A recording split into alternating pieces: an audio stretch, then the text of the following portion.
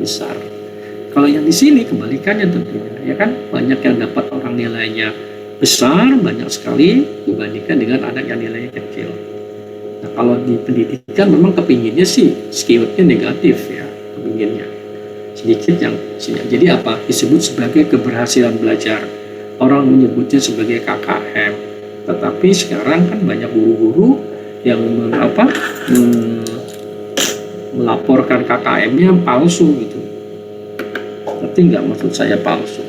Karena apa? Semua murid-murid sengaja di apa? Di di KKN-nya dianggap selesai, bukan ya karena selesai. Gitu ya, dosen sama aja.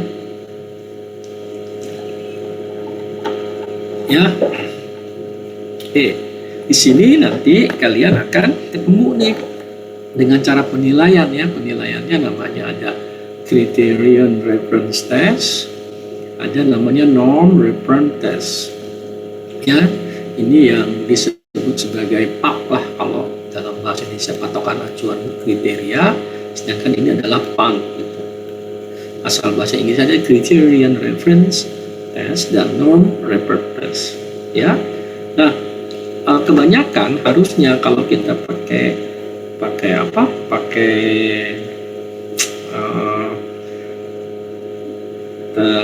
KBK itu ya, KBK yang atau sekarang lah pakai UBI juga sama, tetap menggunakan ini.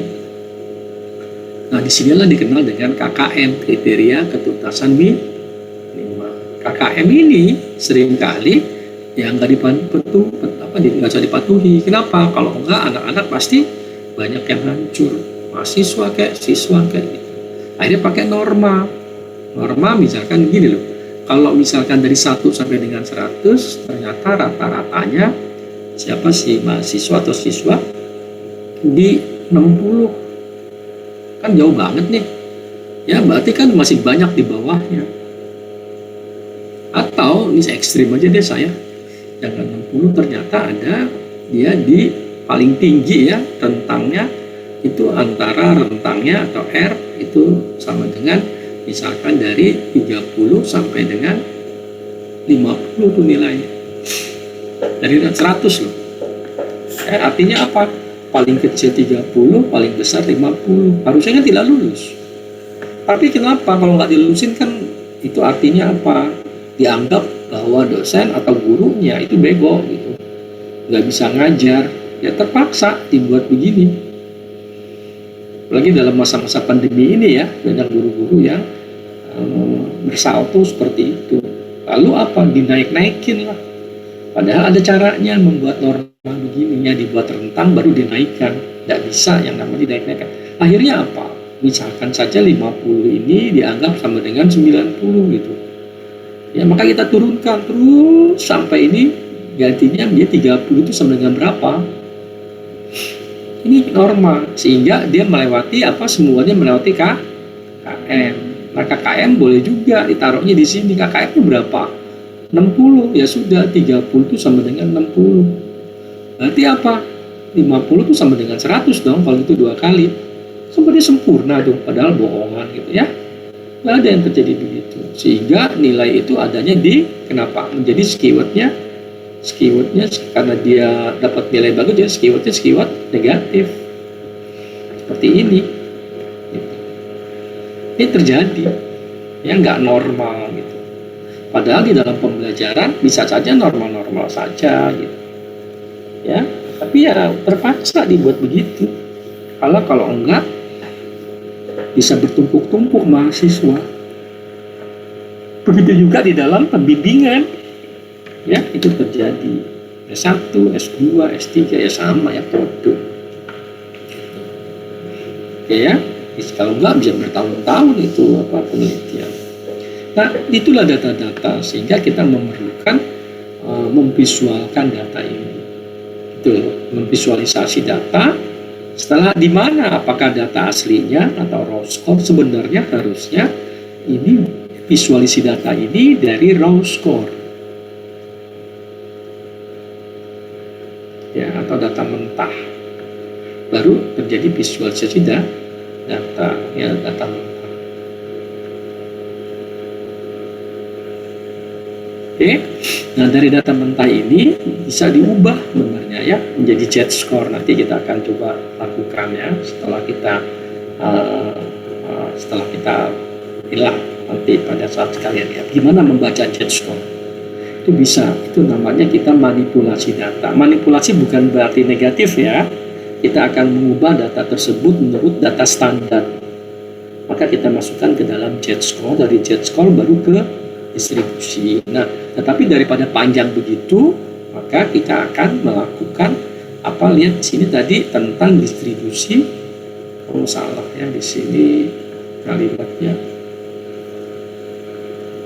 Or atau tidak, distribusi atau tidak, distribusi normal atau tidak. Oke, normal atau tidak. Ya.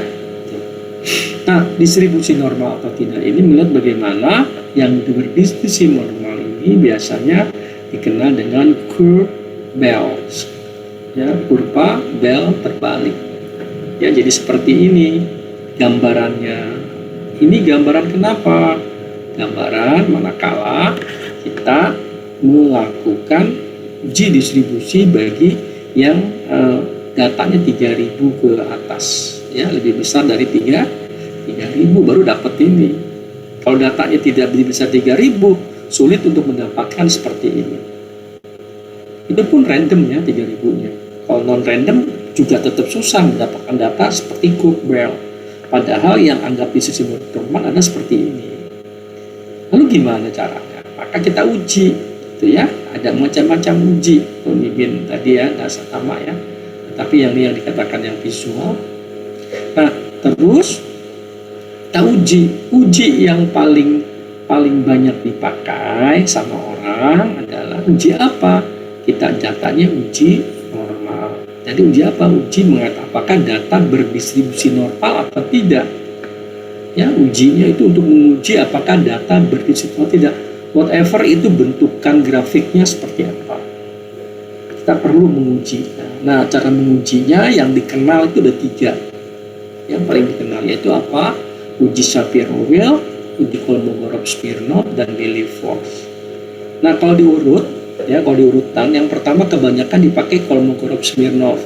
Tapi Kolmogorov-Smirnov itu ada di SPSS ya. Kolmogorov-Smirnov itu terus dia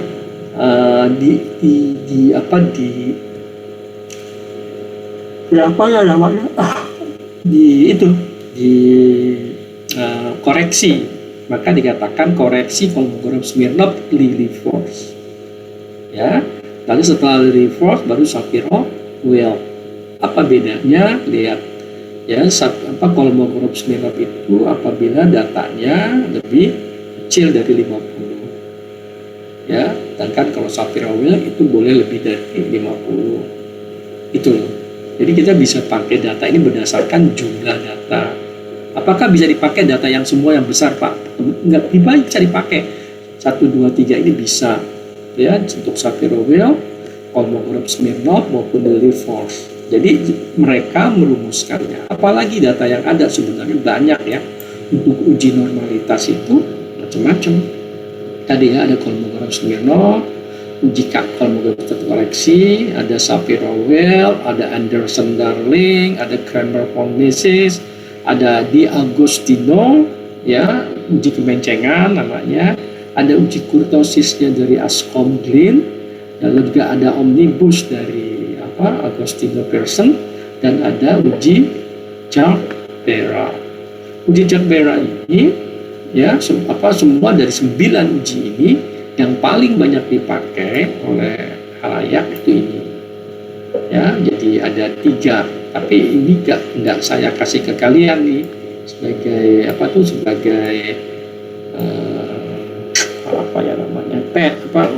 tugas, karena sudah ditugaskan nanti akan saya kirim juga hasil tugas yang terkoreksi, akan saya kirim ke kalian untuk bahan bacaan. Nah, kalian nanti mengambil tugas itu di sini ya, dibikin kelompok lalu dibagi ke dalam 5 kelompok, lalu diuji ini semua. Apa itu uji normalitas oleh uji Anderson-Darling. Gitu ya, jadi saya berikan ini deh tuh gampang. Ya, jadi sekali lagi data yang ada, coba lihat kan, banyak hal yang harus kita kelola ya. Dan saya balik ke atas di sini, nah, ada hitungan dan sebagainya. Nah, dari sini baru data tersebut diuji ya, apakah data itu normal apa tidak. Seringkali ini data tidak diuji, hanya visual saja selesai sama hitungan mean, median, modus. Padahal ada pengujiannya yang langsung bisa dilihat dari sini setiap variabel apakah datanya berdistribusi normal apa tidak. Nah, itu kalau ngomongin tentang hubungan ya.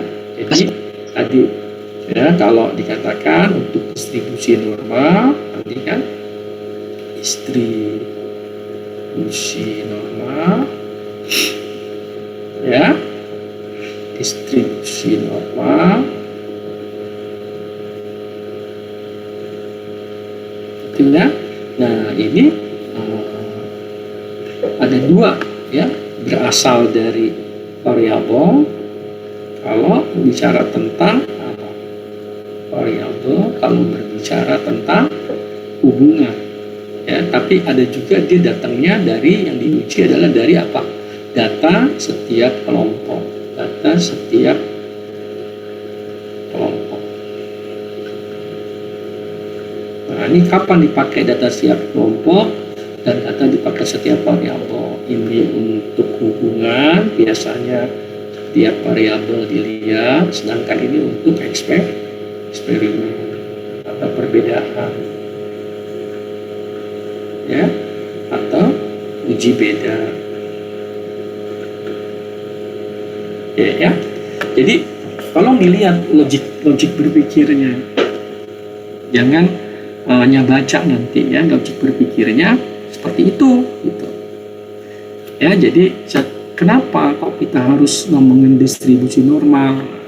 Karena balik lagi ya, data tadi kan akan kita olah nih datanya ini ya kan. Lalu pertanyaannya, data ini akan saya olah dengan apa ya?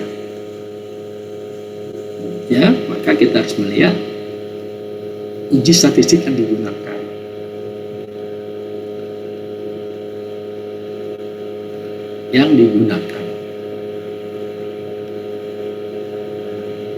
Nah, uji statistik yang digunakan ini harus kita perhatikan gitu.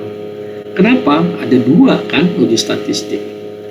Oke, yang satu uji non parametrik, satu lagi adalah uji parametrik.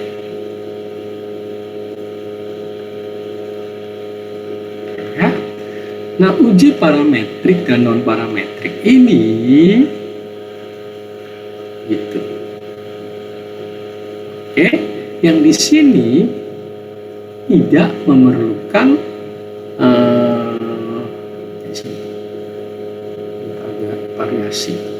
Di sini kalau datanya ini tidak memerlukan distribusi normal. Jadi asumsi di sini sedikit ya, sedikit lah. Di sini asumsi data berdistribusi normal tidak diperlukan.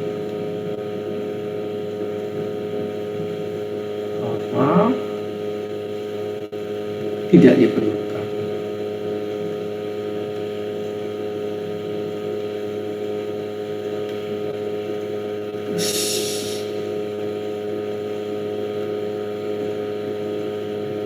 Diperlukan. Ya, sedangkan di sini memerlukan data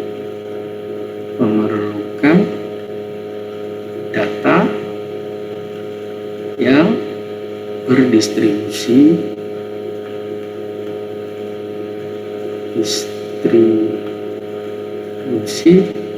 paham ya di sini ya. Artinya apa? Kenapa normalitas diperlukan? Karena apa? Uji statistik yang akan kita gunakan. Oke. pada saat kita mengatakan uji statistik yang tidak digunakan, maka kita tidak memerlukan distribusi normal, maka kita mengambil jalur yang non parametrik. Ini saya kasih tanda ini ya, supaya ini dua statistik yang berbeda. Dan tingkat kepercayaan responden atau si pembaca itu lebih tinggi dari yang menggunakan statistik parametrik dibandingkan dengan non parametrik, walaupun ya hasilnya itu tetap sama ya. Jadi saya menghilangkan itu gitu. Dulu ada seorang profesor, mahasiswa saya tidak lulus, ya dinyatakan tidak lulus. Karena kenapa? Mana ini nggak ada ini gini nggak ada normalitas segala macam. Saya senyum aja kan, profesor yang ngomong. Lalu saya tanyakan gini, ngerti nggak data yang pakai parametrik dan non parametrik? Mahasiswa saya ini, tapi sudah dinyatakan dia nggak lulus dengan serta merta itu.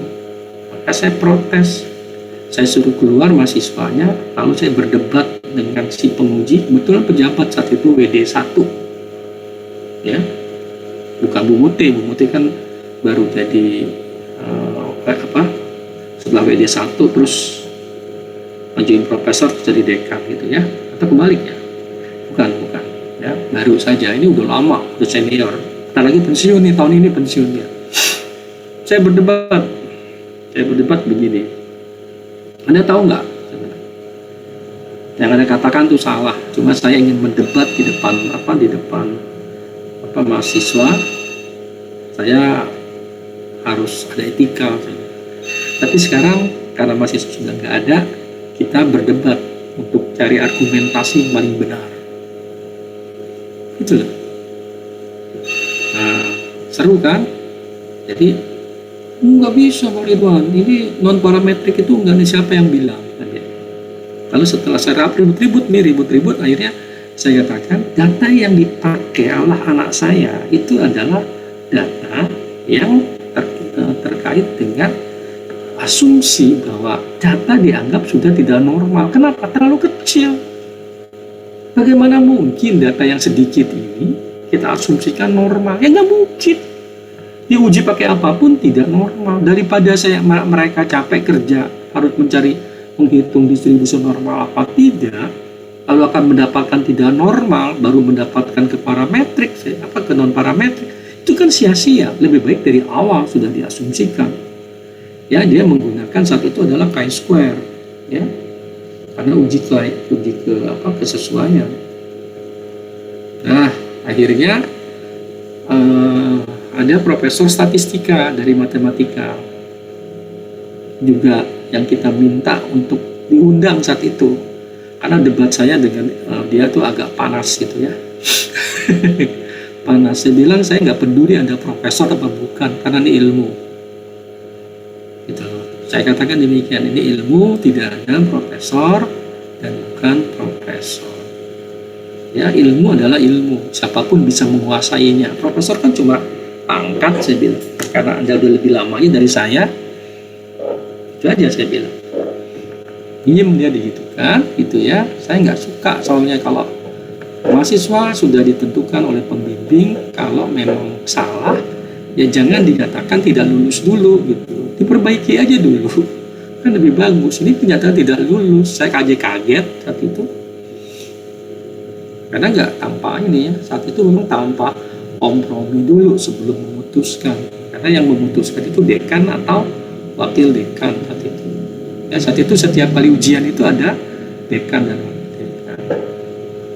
Maka saya debat, saya bilang mohon maaf, saya belajar statistik bukan baru setahun 2 tahun, dan lama gitu ya. Nah, oke, jadi saya menyatakan juga saya belajar statistika ini langsung dengan ahli statistika Pak Andi Hakim Nasution ya, 2 tahun saya belajar dengan beliau untuk itu, lalu saya mengajar statistika. Nah, kita lihat sini asumsi-asumsi itu diakui akhirnya. Oke, tapi kan nggak biasa. Nah, kalau nggak biasa bagi Anda, jangan dianggap bahwa ini tidak benar, nggak boleh gitu. Saya sebagai pembimbing tersinggung bahwa saya salah. Artinya apa? Menyalahkan pembimbing. Maka pembimbing harus hati-hati di sini. Dan kalian juga harus hati-hati mengambil jalur-jalur itu ya, kalau kalian mengambil kuantitatif gitu. Ya, jadi harus tough kita. Dan logika ini nggak akan hilang selamanya. Selama menggunakan jalur riset kuantitatif, maka ini tidak akan pernah hilang. Ya, jadi juga jangan riset kuantitatif sembarangan aja gitu. Tidak akan pernah hilang di sini. Ya. Nah, akhirnya lalu apa? Udah kalau itu seminggu setelah ini kita uji lagi. Uji baru duduk sebentar aja Anda dinyatakan lulus. Gitu langsung. Nah ini terjadi karena apa? Asumsi yang salah. Ini banyak nanti saya akan ceritakan juga pada saat eksperimen ya. Pada saat kita menggunakan uji beda dari eksperimen. Ya itu banyak yang salah. Gitu. Pembimbing maupun tidak. Tetapi saya, ini kakak-kakak kelas kamu tuh banyak lah. Jangan ngeliru dulu. Jadi hati-hati karena kritis di sini ya. Kritis gitu loh. Ini kok jadi begini ya? Gitu. Padahal kan harusnya seperti ini, seperti yang saya ungkapkan. Karena saya mengungkapkan ini bukan karena ada buku ya, buku yang harus kita baca. Tentu buku statistika. Oke ya. Nah, jadi kembali itu ini adalah cerita ya sampai saya berdebat dengan seorang profesor yang saya bodoh amat sama akhirnya dia ngakuin sih setelah oleh profesor yang lain nyatakan pemikiran Pak Ridwan benar gitu. Ya sudah. Gitu loh. Itu asumsinya argumentasinya benar. Jadi nggak apa-apa pakai non parametrik kan. Karena apa? Non parametrik seabrek-abrek ya. Bukunya tuh jauh lebih banyak formulanya jauh lebih banyak karena apa? Memang dia menurutkan rumusnya berdasarkan asumsi data tidak berdiskusi normal atau diasumsikan tidak memerlukan data berdiskusi normal. Memang dari awal sudah dibuat rumus itu ya, jadi pilihannya begitu. Cuma dari segi data ya, ingatin ya, yang data-data di sini ini kan kebanyakan data-data yang sifatnya nominal dan ordinal kan, banyak kan begitu ya. Data yang sifatnya ordinal atau nominal, yang ranking maupun yang ordinal itu atau yang nominal, yang hanya pelekatan pada atau dikatakan sebagai stigma lah gitu pada data tersebut, pelekatan. Ya sudah, pokoknya yang ini dapat 2, yang begini 1, sudah selesai. Itu nominal namanya. Ya, walaupun dasar argumentasinya susah dicari, tapi nggak apa-apa. Itu datanya hanya bisa sampai kepada tingkatan nominal. Di sini tingkatannya lebih tinggi, ya kan, di sini interval atau rasio. Jadi data-datanya yang lebih tinggi memang tingkat pengukurannya, ya interval atau rasio. Nah, sekali lagi, kalau kalian punya datanya interval atau rasio, maka langsung jalurnya adalah parametrik.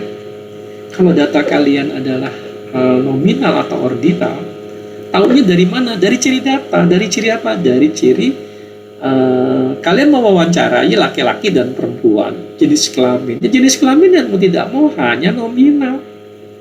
Gak bisa jenis kelamin kita naikin menjadi interval atau rasio. Karena apa? Hanya dikotomi, hanya 2, laki-laki atau perempuan. Lalu setelah itu dapat nilai berapa laki-laki, dapat nilai berapa perempuan, terserah kalian.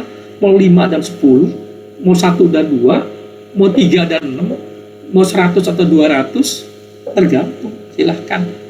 Yang penting konsisten, ya. Jadi jenis datanya atau yang disebut sebagai level of measurement ini menentukan juga. Ya, dari mana level of measurement taunya? Dari instrumen lagi. Ya, dari apa? Dari instrumen. Gitu loh. Jadi instrumen itu juga akan menentukan. Maka hati-hati di sini ya. Jadi instrumen menentukan tingkat pengukuran, nanti ke sini lalu apa? Menentukan jalur parametrik mana? Jalur statistik, analisis statistik mana yang akan kita gunakan? Apakah jalur non parametrik atau jalur parametrik? Gitu. ya. Jadi kita bisa membuat itu semua jadi apa ya? Jadilah mudah itu. Nggak ada yang sulit, ya. Tidak ada yang sulit dalam artian asal kita tahu bahwa kita memerlukan data, jenis datanya dulu, baru kita mengambil jalurnya. Nah, dari jalurnya baru kita akan mencari ke skema yang pernah saya berikan, ya. Nanti akan saya ulang lagi deh skemanya. Nah, skema yang saya berikan, oke.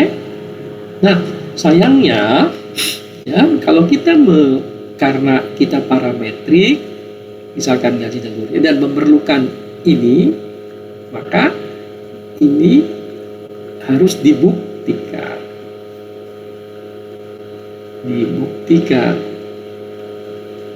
Ya. Bagaimana cara pembuktiannya bahwa data itu berdistribusi normal? Tidak. Ya tadi dengan ini. Ini adalah untuk pembuktian apa? Ya, pembuktian yang data apakah berdistribusi normal apa tidak.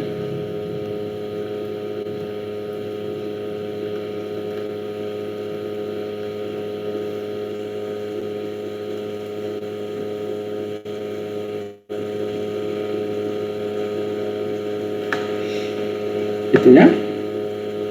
Oke, lalu menggunakan apa tadi yang saya katakan? Nah, sebenarnya ada lagi satu di sini lagi, ya, tambahan. Di antara ini ada yang disebut sebagai goodness of faith. Kemarin yang ya ini menggunakan yang kita sebut sebagai chi-square. Namanya goodness of faith. Jadi kemarin itu angkatan teman-teman kalian yang apa sih? Kalian di A apa B sini? PKA apa PKB? PKA Pak. PKA ya, oke A. Nah yang B kalau di sebelah ya, yang B itu sudah ini 1, 2, 3, 4. Nah saya minta kalian mencari nanti presentasi di depan saya tiap kelompok ya, untuk karena ini pentingnya distribusi normal. Kenapa harus udah saya uraikan lah ya di dalam tulisan itu, kalian baca. Tapi saya sengaja tidak memberikan itu, udah jadi. Semua udah ada ini di saya, ya. Tapi nanti aja setelah saya dapat koreksi dari kalian. Jadi kalian di sini 1, 2, 3, 4, 5, 6 ya. Bikin 6 kelompok dari berapa orang? Dari berapa orang? Oleh berapa orang? Dari 35 ternyata. 35, oke, dari 35 orang, 35 mahasiswa, berarti satu orang 6 ya rata-rata ya. Rata-rata satu kelompok 6 orang, nggak apa-apa. 6 orang, kalau ini masih dalam kelompok. Nanti setelah ini apa nanti saya akan ceritakan lagi ya. Oke, jadi bikin ini ya. Jadi kalian yang di kelompok ini dari mulai Anderson Serling, Kramer Parmesis, lalu ada De Agostino seperti apa, Ascom dan Grimm, terus apa, Agustine Person dan George Bera. Jadi 6 ya, 1, 2, 3, 4, 5, 6. Jadi 6 ini, nah, bikin kelompok ya, tolong bikin kelompok. Nanti bikin ininya, apa yang dibuat di sana, seperti kalian membuat petunjuk. Jadi bagaimana menggunakan Anderson Darling untuk uji normalitas, bagaimana menggunakan Kramer-Parmesis untuk uji normalitas. Dalam bentuk apa? Bisa dalam bentuk Word maupun dalam bentuk PowerPoint ya, terserah aja. PowerPoint pasti banyak jadinya kan. Tapi kalian yang jelas harus setiap kelompok akan mempresentasikan. Saya nggak mau banyak lama-lama di sini ya, karena masih banyak urusan kita masih panjang. Ini baru bagian depan ya, mungkin dalam 1 atau paling lama ini dua pertemuan ini harus selesai. Karena nanti ada uji lain kan, ada uji lain. Walaupun uji lain itu tidak terlalu banyak ya, tapi harus ada uji lain setelah ini. Jadi distribusi normal sekali lagi ya. Apakah itu berdistribusi atau tidak? Karena kita kepingin menggunakan statistik parametrik yang penerimaannya itu sama orang-orang di dalam itu lebih percaya ya. Nah, dibuktikan ada apa? Jadi di sini dibuktikan dengan melalui apa? Melalui uji normalitas. Namanya melalui uji normalitas. Uji normalitas itu tadi yang di sini. Nah ini ya ada 10 sebenarnya. Purpose of it-nya saya lupa. Mungkin nanti di sini tambahin kali ya. Nah itu. Jadi ini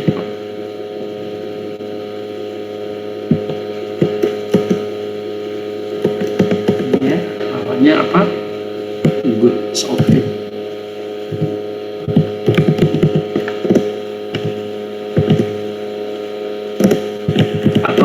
Bahasa Indonesianya saya buatkan sebagai kebaikan suai.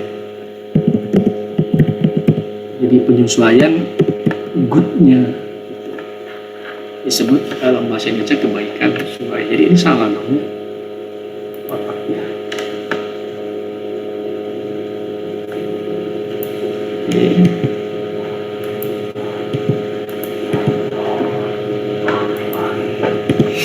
Jadi kalian mulai dari sini. Oke, bilang.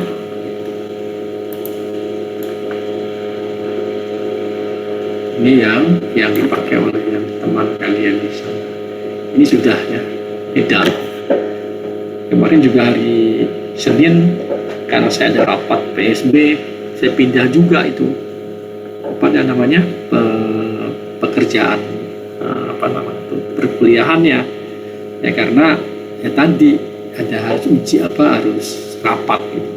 Sekali lagi ya, jadi kalian tolong dibagi. Siapa nih yang Dania ya, siapa tadi yang ketuanya, siapa ketuanya?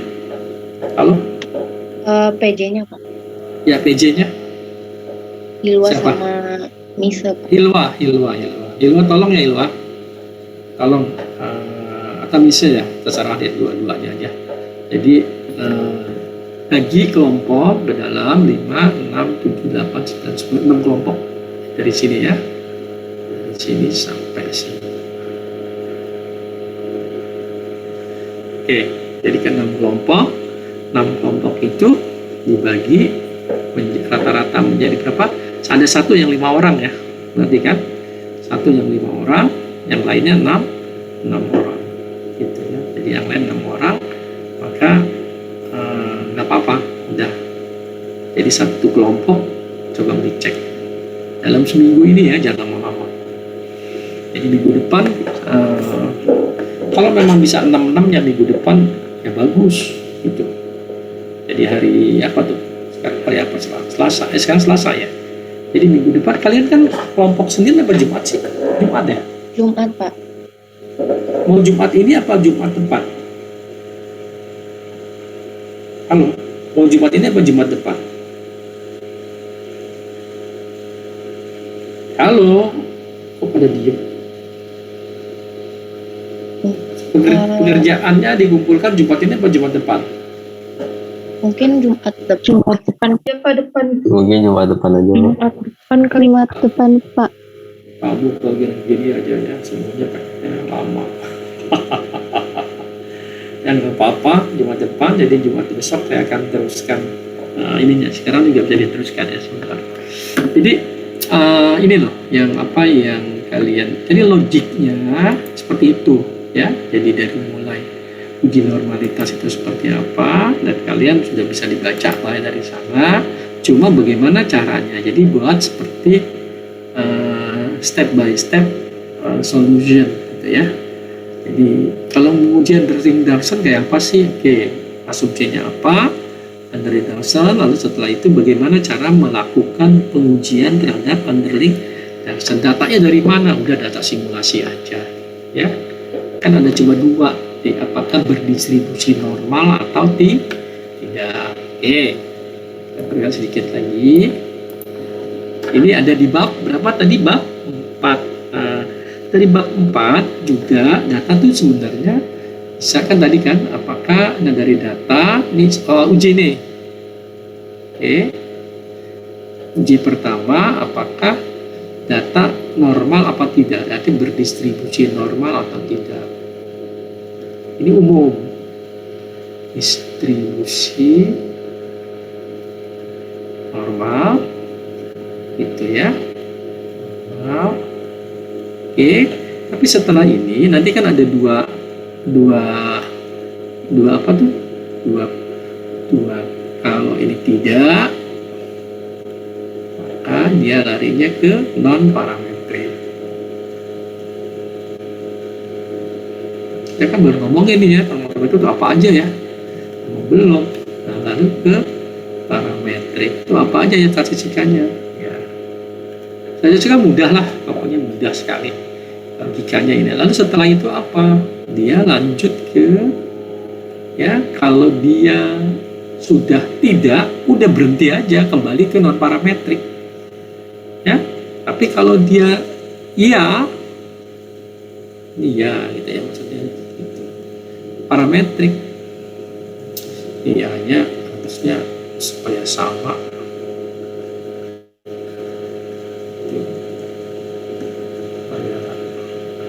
Pertanyaan tadi, apakah distribusi normal tidak? Oke, ini tidak. Yes. Kamu. Ini saya ulang-ulang terus. Kenapa? Karena seringkali kesalahannya awalnya di sini. Kalau kesalahan di ini salah, sudahlah semua yang lain juga akan hancur-hancuran. Jadi sini parametrik. Nah, kalau misalkan iya, gitu ya. Nah, tergantung. Oke, maka penelitian apa? Oke ya, saya lanjutin aja dari ya-nya. Kalau dia ya, maka lihat di sini ada dua lagi. Kalau penelitiannya hubungan, ya hubungan, maka pertanyaannya lalu ada di sini, lalu permintaan perbedaan, uji beda. Ya, jadi semua menghubungkan kayak mau uji beda kayak semua harus diuji distribusi normal apa tidak normal. Kalau ini dilanjutkan ya. Di sini lanjutan uji lah. Lanjutan uji. Oke. Nah, kalau dia hubungan, maka lanjutannya apa? Larinya ke linearitas. Sedangkan yang ini ujinya adalah apa? Uji homogenitas. Jadi setelah dia normal, maksudnya apa uji linearitas? Ya, uji linearitas, kita uji ya supaya agak biar konsisten. Ya, uji linearitas dan uji homogenitas. Ujinya apa? Ya, apakah dia bisa lanjutkan apa tidak? Nah, kalau dia nanti ada dua nih, kalau iya langsung tetap parametrik, ya linearitasnya. Nah, dia juga ada dua kemungkinan. Ya, kalau dia tidak dan kalau dia ya, ini juga begitu, dua kemungkinan, ya atau tidak. Maksudnya kemungkinan apa tidak, linear apa tidak, gitu kan? Kalau dia linear, maka ya yes gitu ya, misalkan ini itu ya.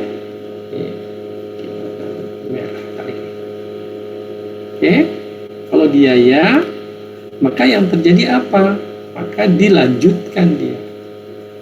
ke apa? Ke parametrik. Misalkan regresi,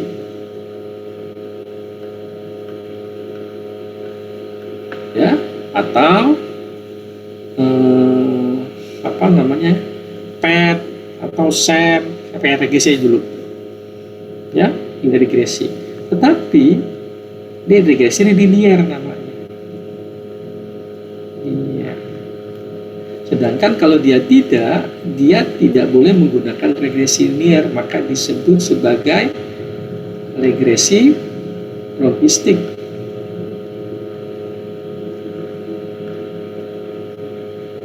Regresi logistik ini adalah non parametrik, gitu, ya. Apa itu bedanya regresi logistik dengan regresi linear?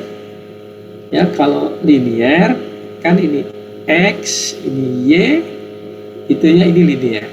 Kalau positif, atau saya jangan di situ lah, terlalu sempit, sini aja. Yang regresi nih, ya, yang tentang regresi. Oke, nah kalau dia linear itu ada dua kemungkinannya. Kalau ini X, ini Y, maka linearnya bisa positif, bisa juga linearnya nih negatif. X tadi itu kayak begini. Yang ini yang disebut sebagai linear yang positif, yang ini negatif. Kenapa? Ini yang negatif pasti berbanding terbalik, ya. Nah, kalau dia tidak linear, misalkan kenapa berbanding terbalik? Jika X tambah, Y-nya turun. Lihat di sini kan. Kalau yang ini yang positif, jika X-nya naik, nilai Y pun naik, maka disebut dengan positif, sama-sama naik. Sedangkan di sini satu naik, satu turun, gitu, ya. Jadi linearnya positif dan negatif. Lalu kalau dia tidak linear, bentuknya seperti apa? Bentuknya bisa begini, bisa juga begini, bisa di bawah, bisa di atas, ya. Artinya di bawah garis ini. Ini Y, ini X. Ini Y, ini X. Nah, yang ini logikanya, sekali lagi, logikanya adalah apabila ini fisika, matematika, apabila garis gampangannya tidak linear, ya, non linear, mau dilinearkan, akan dilinearkan,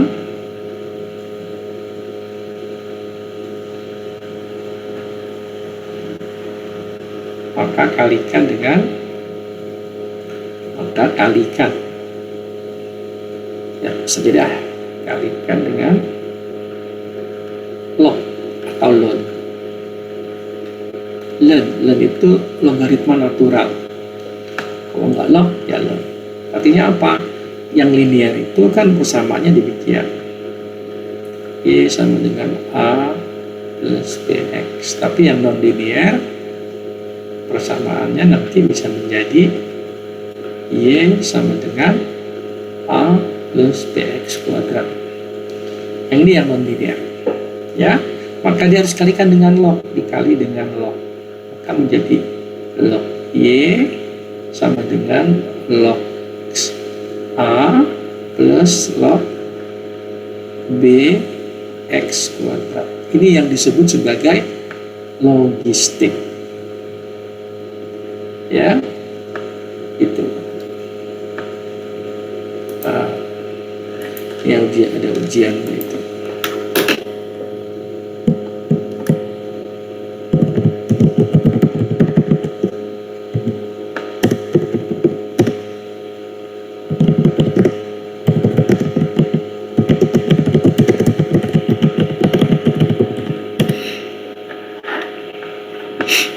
Oke, ya.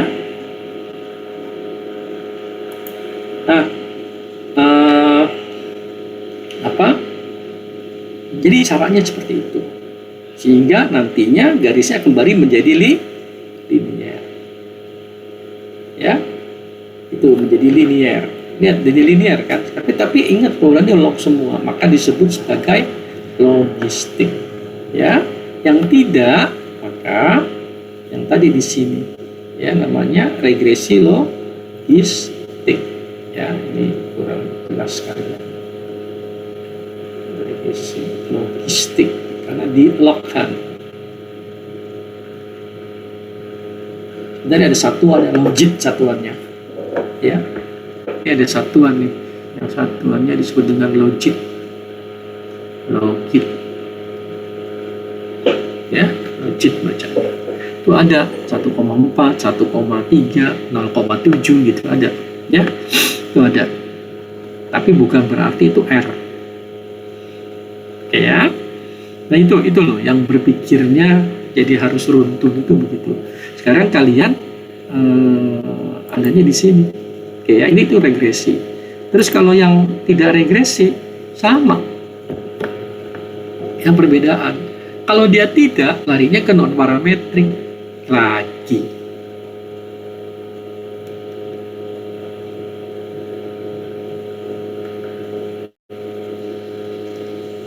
Gitu.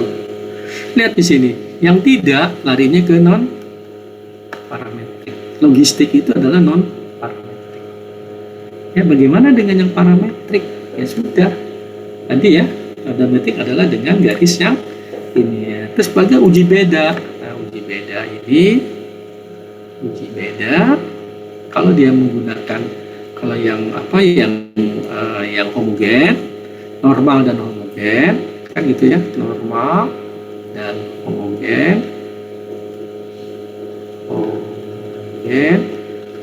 maka dia ini menggunakan uji T contohnya, uji T atau uji F. Kapan bedanya uji T dengan uji F? Uji T ini kalau dua variabel, sedangkan uji F lebih dari dua variabel. Ya, kalau dia tidak normal, ya, atau tidak normal,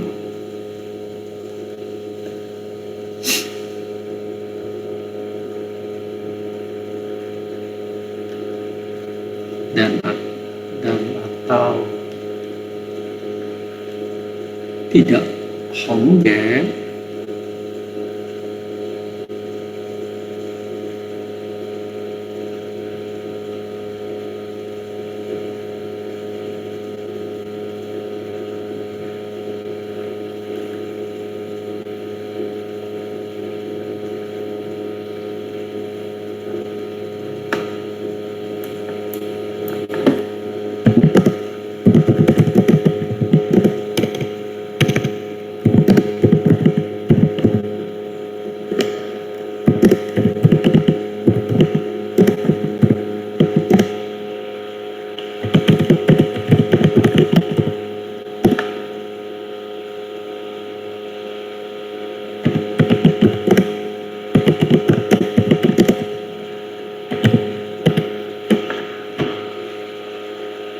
ini yang kemudian terbuka kelihatannya ini nih stres, jadi bolak-balik nanya.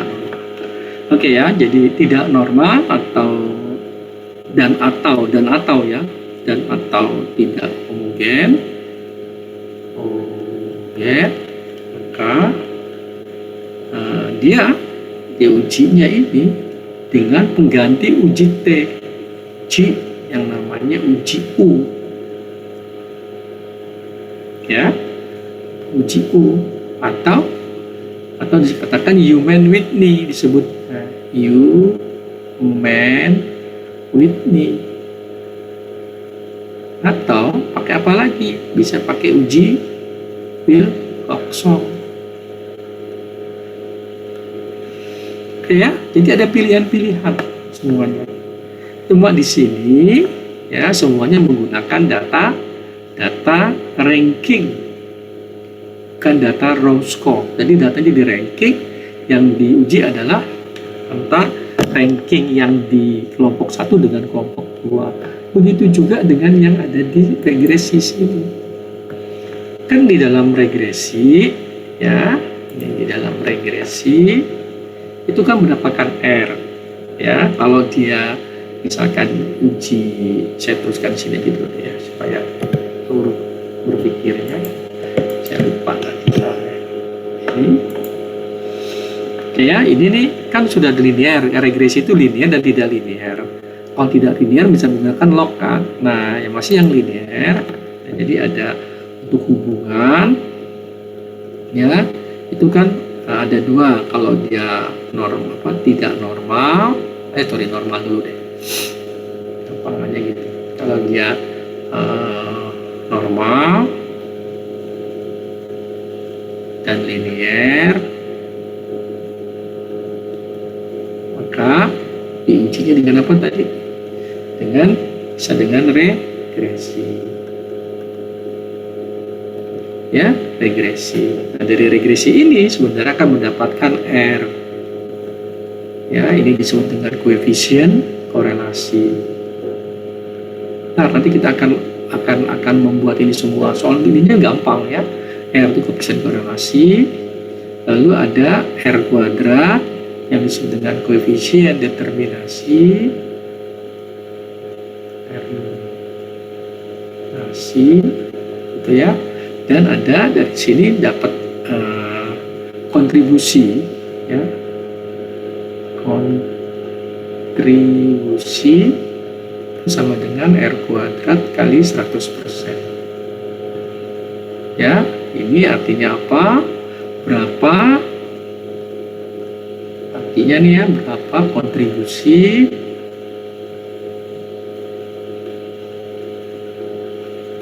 variabel bebas terhadap variabel terikat.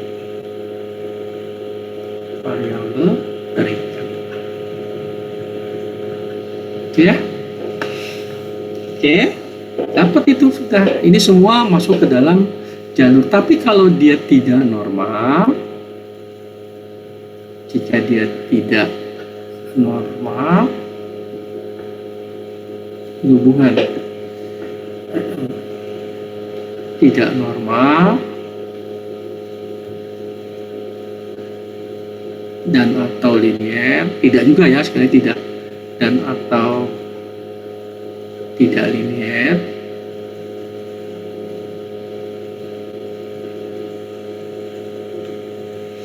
ya, dan atau tidak linear, maka tidak boleh menggunakan yang kanan ini, regresi. Maka kita lihat di sini ada regresinya menjadi apa? Regresi logistik.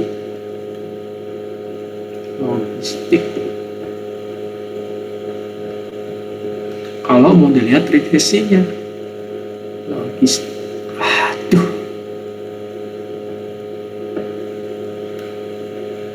Oke. Nah, kalau gitu R-nya diganti apa? Maka R-nya diganti, ya. Ini kan R-nya R product moment namanya ya. Saya lagi ini R product moment. Dari siapa? Dari Carl Pearson. Ya, Carl Pearson. Terkenal nih, ya, Pearson. Di sini R-nya diganti jadi apa? Rho. Maka R-nya maka dikajadilah itu dengan Rho Spearman. Spearman ini nama orang ya, yang si penemunya namanya Rho Spearman. Rho Spearman itu apa? Dasar hubungannya adalah dengan apa? Antar ranking. Ya, antar ranking. Jadi di ranking dulu setiap variabel dihubungkan data ranking itu kepada, nanti kita akan coba ya. Jadi antar ranking itu logiknya ini dulu. Jadi menentukan normal dan tidak normal itu menentukan apa? Menentukan apakah kita menggunakan jalur statistik yang mana. Ya, nanti kita setelah kalian presentasi, saya akan masuk tadi itu linearitas, homogenitas. Ya, jadi kalau contohnya nanti saya kasih bagaimana mencari linearitas maupun homogenitas. Ya, misalkan homogenitas pakai Bartlett gitu ya, di sini yang di mana nih yang ini. Ya, contohnya itu. Oke, di sini kan. Jadi kalau dia normal pakai T atau variabel. Jadi sama semuanya. Ya, yang ini juga begitu, homogenitas. Ya, dari bagaimana uji homogenitas ini? Uji homogenitasnya digunakan misalkan dengan Bartlett. Namanya uji Bartlett. Salah satu aja itu. Uji Bartlett. Ya, di Bartlett kalau uji siapa lagi di sini? Regresi sudah, oke, ujinya uji linearitas. Nah, baik tetap uji linearitasnya tanpa nama ya. Oke. Sampai sini ada pertanyaan? Ini nanti akan saya kasih ke kalian ya. Oke, ada pertanyaan. Jadi kita tapi belum ya, sampai uji-uji ini belum. Kita baru sampai ke normalitas, baru setelah itu kita masuk ke linearitas dan homogenitas ya. Nanti akan saya kasih satu atau dua masing-masing contoh bagaimana menguji linearitas dan homogenitas setelah diuji normalitasnya. Itu ya, sekali lagi itu. Ada pertanyaan? Halo? Saya yang bertanya Pak, Boleh, silakan.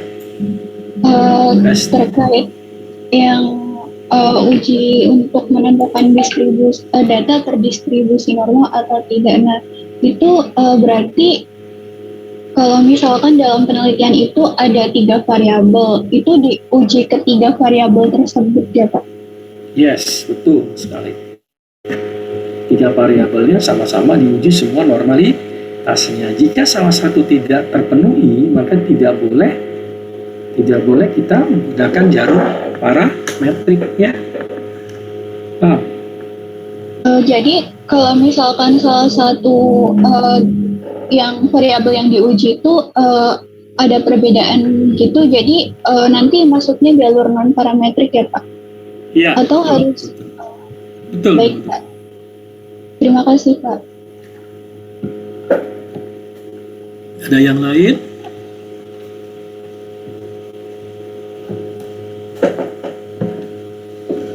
Ada yang lain?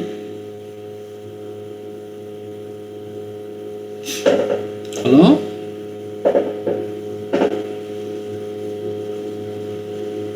Any question so far? Ya, ada. Kalau nggak ada kan enak. Ada, berarti saya akan akhiri. Tapi jangan lupa Jumat tanggal berapa tuh jadi Jumatnya? Tanggal 18 ya. Sekarang tanggal berapa sekarang? Sekarang tanggal berapa? Sekarang 15. 15 Pak. Oh 15, saya lupa tanggal. Astagfirullahaladzim. Oke 15, oke, jadi tanggal 25 ya dikumpulkan dan langsung pada presentasi ya. Ya. Kalau kalian kumpulkan sebelum tanggal 25 juga nggak apa-apa, tapi presentasi ini tanggal 25. Nanti akan saya acak aja presentasi ini siapa. Ya, acak-acak. Siapa yang understand learning? Gitu. Ya, dan itu juga akan saya minta siapa yang understand learning, itu siapa yang Kramer analysis, siapa yang kurtosisnya Ascom dan Klim. Nah, itu yang di Agustino itu lagi ramai-ramai, banyak dipakai di ini loh, di penelitian kedokteran itu di Agustino itu banyak dipakai ya. Jadi ternyata itu ada misalkan di biologi, kamu lihat ya, biologi itu seringkali menggunakannya KS, Kolmogorov-Smirnov. Padahal Kolmogorov-Smirnov itu dikoreksi oleh siapa? Lilliefors.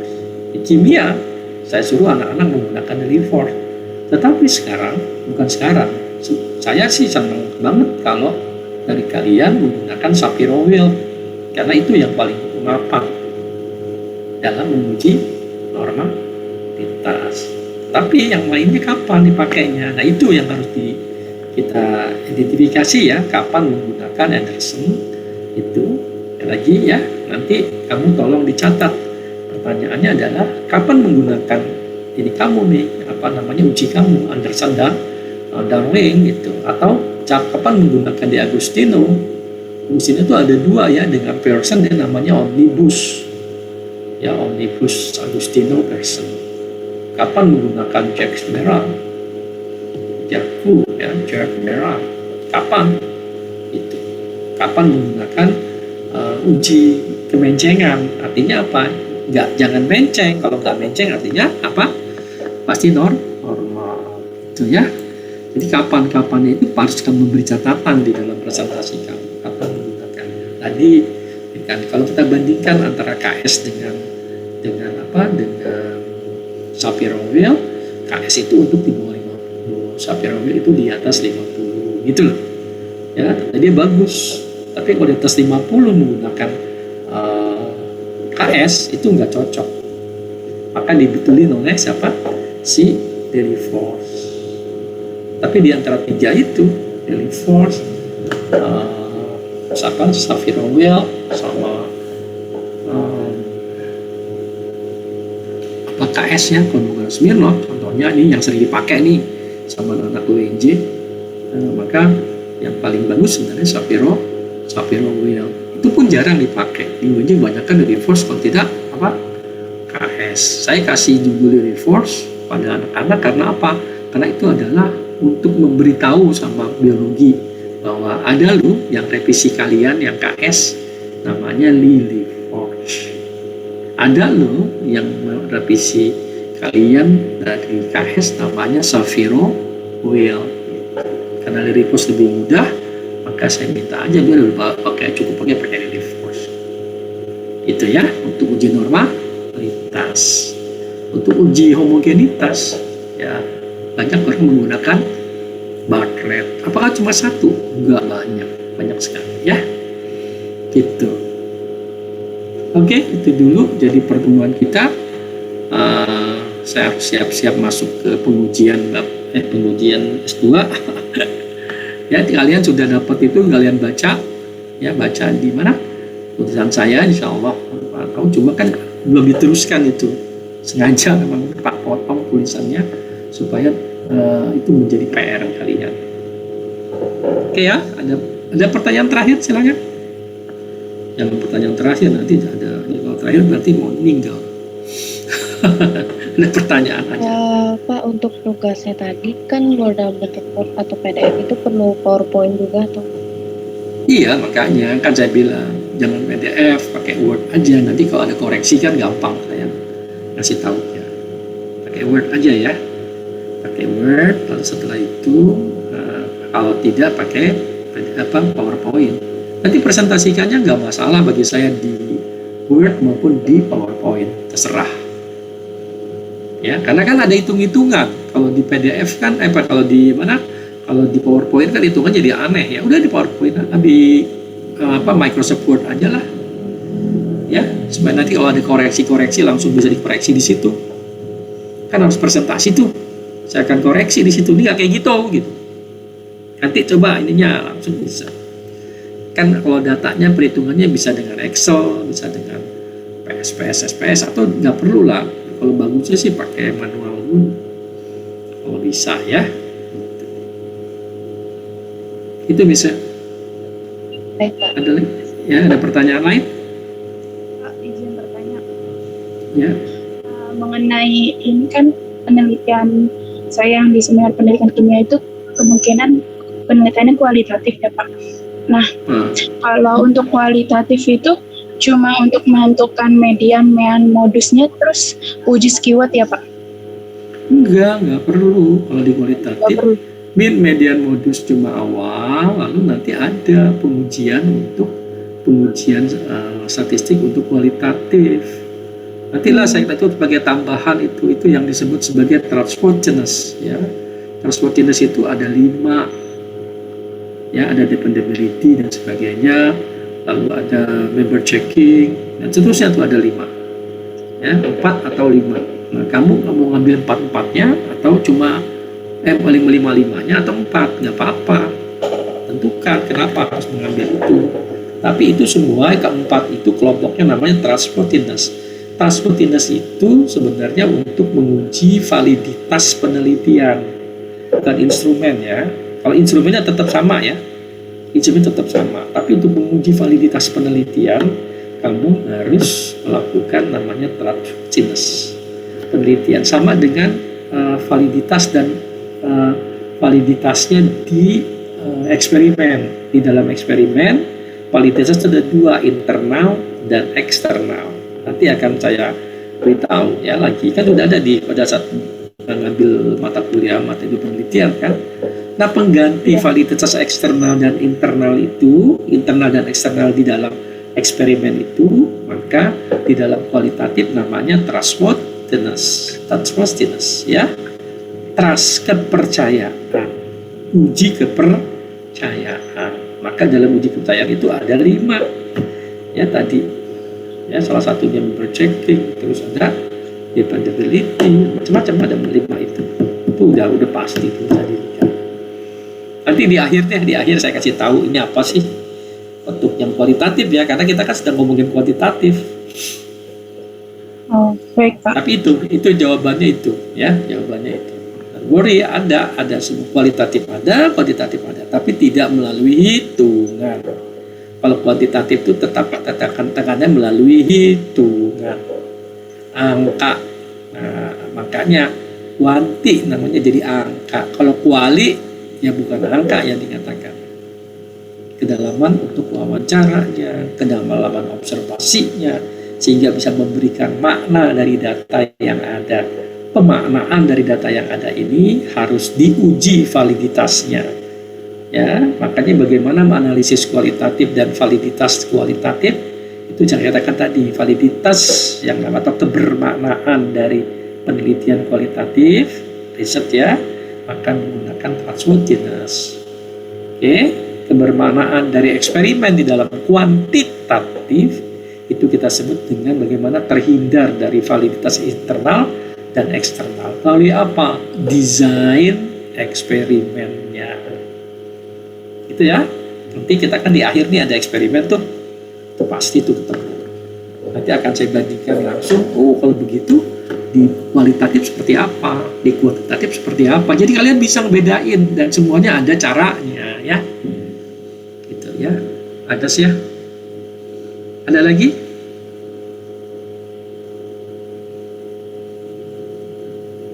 Oke, kalau nggak ada kita tutup.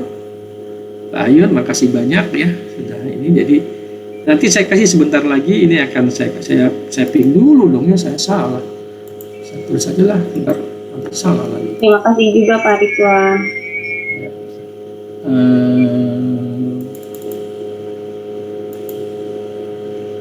Mana tuh lecturing, statistik ya. Pertemuan tanggal berapa nih sekarang?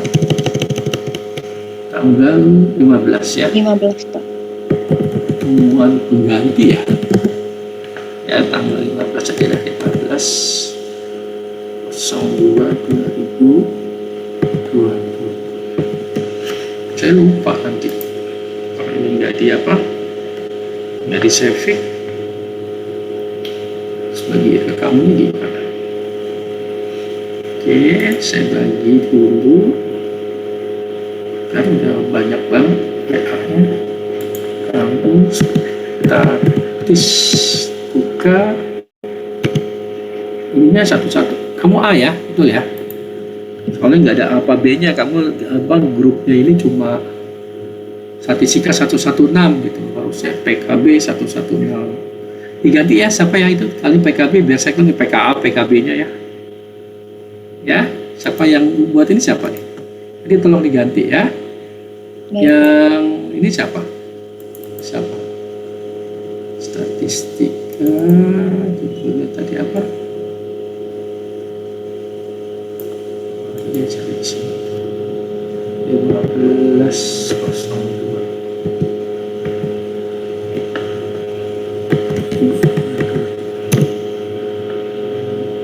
Kok nggak ada?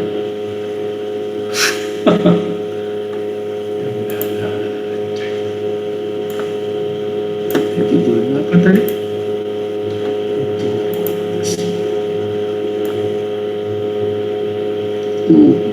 STU.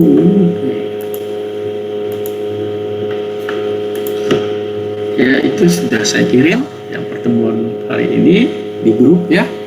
Mudah-mudahan semuanya bisa selesai ya. Jadi nanti setelah kamu selesai semua presentasi, saya akan kembalikan yang punya kamu ditaruh ke sebelah di B, yang punya yang B diletakkan juga di A. Jadi semua kamu sudah punya semua normalitas, mau pakai apa aja boleh. Ya, gitu. Setelah sekali lagi itu dikirimkan kembali setelah dikoreksi ya, nanti akan pasti ada koreksi-koreksi dari saya. Baik, itu dulu pertemuan kita, mudah-mudahan semuanya sehat walafiat ya. Terima kasih. Assalamualaikum warahmatullahi wabarakatuh. Selamat pagi. Waalaikumsalam warahmatullahi wabarakatuh. Terima kasih banyak Pak Ridwan. Terima kasih Pak Ridwan. Ya.